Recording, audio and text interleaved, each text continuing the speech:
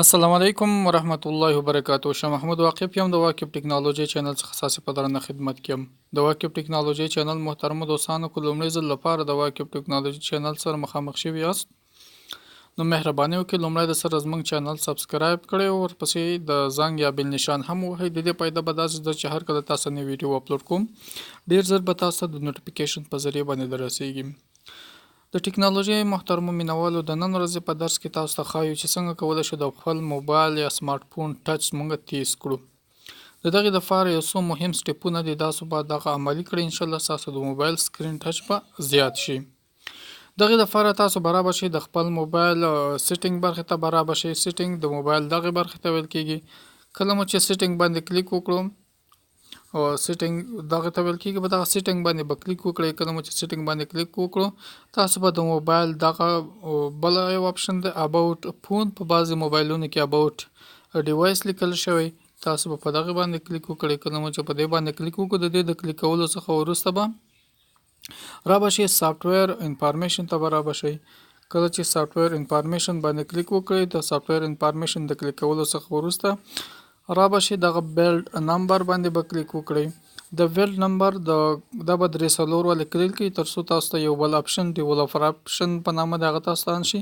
زما په موبایل کې تیار آن شوی دی نو زه به لاړ بشم بیرته به شاته لاړ شم بک به لاړ شم او دغه ډیولپر اپشن زما په موبایل کې دغه دی آن شوی دی نو زه به په دغه اپشن باندې به څه وکړم کلیک به وکړم.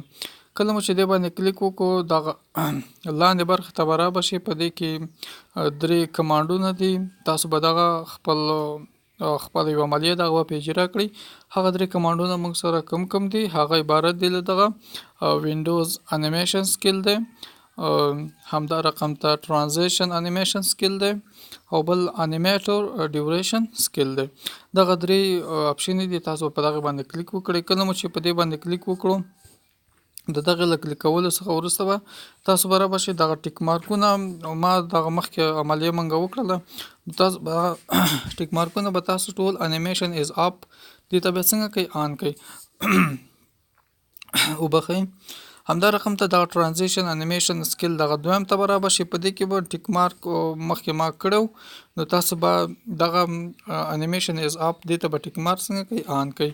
په همدې طریقې سره انیمیشن ډیوریشن ته به راشي ما دې ته ټیک مارک به ډیفالت ټیک مارک همدغه انیمیشن سکیل 1 کوي نو تاسو به رابه شئ دغه انیمیټور ډیوریشن سکیل کې به انیمیشن از اپ دې ته به ټیک مارک آن کوي.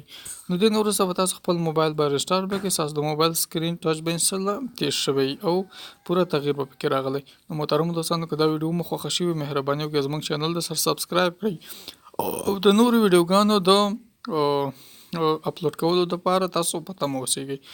که کوم انتقاد پیشنهاد لرئ په کمنټ کې راسره کوئ. بیا چې تاسو په درنې خدمت کې حاضرېږم تاسو پر پاک الله سپارم د الله په امان.